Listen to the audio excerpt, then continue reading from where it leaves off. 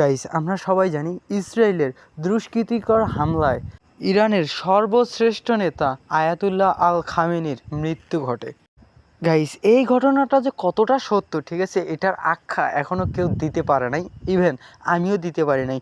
এতগুলো তথ্য, এতগুলো ওয়েবসাইট ঘাটাঘাটি করছি, কিন্তু এইটা বের করতে পারি নাই আয়াতুল্লাহ আল খামেনি আদৌ কি মারা গেছে নাকি বেঁচে আছে। ঠিক আছে, তারপর ইরান নতুন এক রাষ্ট্রপতি ঘোষণা করলো। কে সে আপনারা জানেন? গাইস, ইরানের প্রধানমন্ত্রীর নাম হচ্ছে, এখন যেটা আছে, আয়াতুল্লাহ আল খামেনির পর যে আসে তার নাম হচ্ছে যে মেজতবা খামেনি। গাইস, আসুন এটা ডিটেলসে জানা যাক। ঠিক আছে, ইরানের সর্বোচ্চ নেতা আয়াতুল্লাহ আলী খামেনি 28 ফেব্রুয়ারি 2026-এ তেহরানের একটি ইসরায়েলি হামলায় নিহত হয়েছেন বলে NPR, the new York time এবং অন্যান্য আন্তর্জাতিক গণমাধ্যম জানিয়েছে 3/4/10।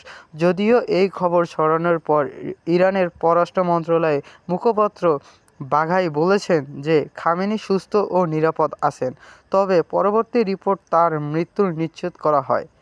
গাইস, এই তথ্যে কি জানতে পেরেছেন যে বাঘাই যে আছে পররাষ্ট্র মন্ত্রণালয়ের যে মন্ত্রী আছে, সে বলেছে যে ওই হামলার পর আয়াতুল্লাহ আল খামেনি বেঁচে ছিল, সেটা হচ্ছে যে 28 তারিখ। ঠিক আছে, তারপরে যে রিপোর্ট তৈরি করা হয় বা রিপোর্ট বের হয়, ওই রিপোর্টে বলা হয় যে তিনি শাহাদাত বরণ করেন, অর্থাৎ মৃত্যু নিশ্চিত করা হয় যে সে মারা গেছে। ঠিক আছে, তারপরে যে আরেকজন খামেনি আসে, মেজতবা খামেনি। ঠিক আছে, এখন তার বিষয়ে জানা যাক যে কে ধরবে ইরানের নেক্সট হাল। ইরান কি ওই পরিণতি করতে পারবে যেটা আয়াতুল্লাহ আলী খামেনি বলতে চেয়েছিল এবং করতে চেয়েছিল? আসুন একটু তার ব্যাপারে জানা যাক। ইরানের সর্বোচ্চ নেতা আয়াতুল্লাহ আলী খামেনির যিনি ফেব্রুয়ারি 2026-এ মৃত্যুবরণ করেছে বলে অসমর্থিত প্রতিবেদন দাবি করা হয়েছে।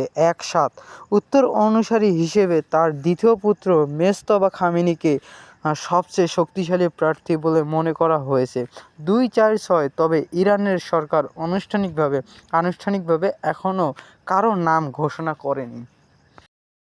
গাইস, এইটা আপনি ক্লিয়ার হয়ে গেছেন যে এই তথ্য মোতাবেক ইরানের যে প্রধানমন্ত্রী ছিল আয়াতুল্লাহ আল খামেনি, তিনি কিন্তু অবভিয়াসলি শাহাদাত বরণ করেছে। ঠিক আছে, কিন্তু এখন পর্যন্ত উত্তরসূরি কে, তার উত্তরসূরি যে আছে, ঠিক আছে, তার যে পুত্র আছে বা কি জানি কয়, সবচেয়ে শক্তিশালী প্রার্থী আছে দ্বিতীয় পুত্র, ঠিক আছে, মেজতবা খামেনি, তাকে সরকার গঠন করার জন্য বা সরকারের যে পদ আছে, ঠিক আছে, ওই পদে দেওয়ার জন্য শক্তিশালী, কিন্তু সে সবথেকে বেশি শক্তিশালী, এই কারণে তাকে দেওয়ার জন্যে এইটা প্রতিবেদন বলা হয়েছে। ঠিক আছে, কিন্তু এখনও আনুষ্ঠানিকভাবে তাকে দেওয়া হয়নি বা ঘোষণা করা হয়নি। ঠিক আছে, নাম কিন্তু এখনও ঘোষণা করেনি ইরান, কিন্তু দেখবেন যে দিন শেষে সেই পাবে, কিন্তু তার পাওয়া প্রয়োজন। ইরানের একজন শক্তিশালী নেতার দরকার, আয়াতুল্লাহ আল খামেনির মতোই একজন দরকার যে পারবে ইসলামকে শান্তিটা দিতে, শান্তি রক্ষা করতে। আর ওই যে আমি বলছিলাম, আমার আগের ভিডিওতেও বলছিলাম কিন্তু, যে ইরান শুরু থেকে তাদের বিরুদ্ধে লড়ে আসতেছে, ইসলাম বিরুদ্ধে, মানে ইসলাম যারা বিরুদ্ধে গেছে বা ইরানে যারা হামলা করেছে বা হচ্ছে যে গাজায় এরকম একটা অনশন ঘটাইছে বা গাজায় যে হামলাগুলো চালাইছে, ওর প্রতিবাদ জানানোর জন্য ইরান যে পর্যায়ে গেছে, ঠিক আছে, শুরু থেকে আজ পর্যন্ত যতগুলো হামলা চালাইছে তাদের বিরুদ্ধে কিন্তু একজনই খাড়া ছিল, সেটা হচ্ছে যে ইরান। তো ইরানের যে হামলাটা চালাইলো ইসরায়েল, সেখানে কিন্তু আয়াতুল্লাহ আল খামেনি মৃত্যুবরণ করে। এখন তার পরটা তো ধরা লাগবে, ওই জন্যই তার ছেলে যে আছে দ্বিতীয় পুত্র মেজতবা খামেনিকে দেওয়া হয়, তার ওই পদটা দেওয়া হয়নি, এখন আনুষ্ঠানিকভাবে ঘোষণা করা হয়নি, তবে ঘোষণা করা হবে। এখন আসুন মেজতবা খামেনির বিষয়ে জানা যাক।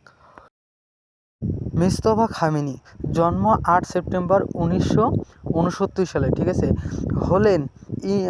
হলেন ইরানের বর্তমান সর্বোচ্চ নেতা আয়াতুল্লাহ আলী খামেনির দ্বিতীয় জ্যেষ্ঠ পুত্র এবং দেশটির অত্যন্ত প্রভাবশালী একজন শিয়া ধর্মীয়গুরু ও রাজনীতিবিদ। ঠিক আছে, তিনি মূলত পর্দার আড়ালে থাকে।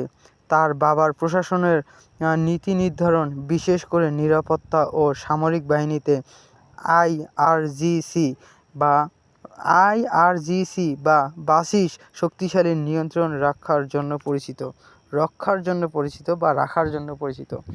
গাইস, তাহলে এইটা বুঝতে পারছেন যে এই মেজতবা খামেনি যদি ইরানের প্রেসিডেন্ট হয় তাহলে কোন লেভেলের একটা খেলা হবে।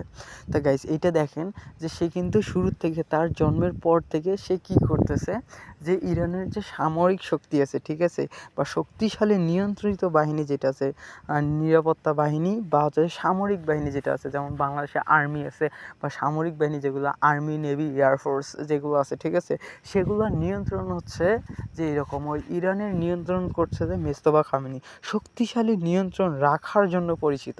তাহলে এই কথাটা বুঝতে পারছেন কি, মানে সে হচ্ছে যে অত্যাধুনিক যে ট্রেনিংগুলো আছে বা হচ্ছে যে এক্সক্লুসিভগুলো আছে ওগুলো নিয়ন্ত্রণে রাখার জন্য সে পরিচিত, ঠিক আছে, এটা জিনিসটা বুঝতে পারছেন। আর সে যদি ওই পদ থেকে প্রেসিডেন্টে আসে তাহলে কি একটা খেলা হবে গাইজ, বুঝতে পারছেন।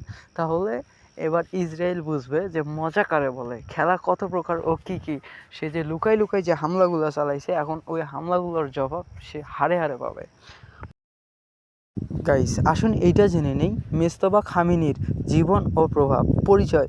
তিনি 1969 সালে ইরানের মাশহাদে, ঠিক আছে, মাশহাদে জন্মগ্রহণ করেন এবং পরবর্তী পবিত্র শহর কোমে ধর্মত্ব অধ্যয়ন করেন, ঠিক আছে। পারিবারিক ও রাজনৈতিক অবস্থান: 1978 থেকে 88 সালে ইরাক যুদ্ধে অংশ নেওয়ার মাধ্যমে তিনি সামরিক বাহিনীর সাথে সংগঠিত সম্পর্ক গড়ে তোলেন। 1977 সাল, ঠিক আছে, মানে 1997 সাল পর তিনি ইরানের এইটা হয়, ঠিক আছে, মানে সামরিক শক্তি তৈরি করে।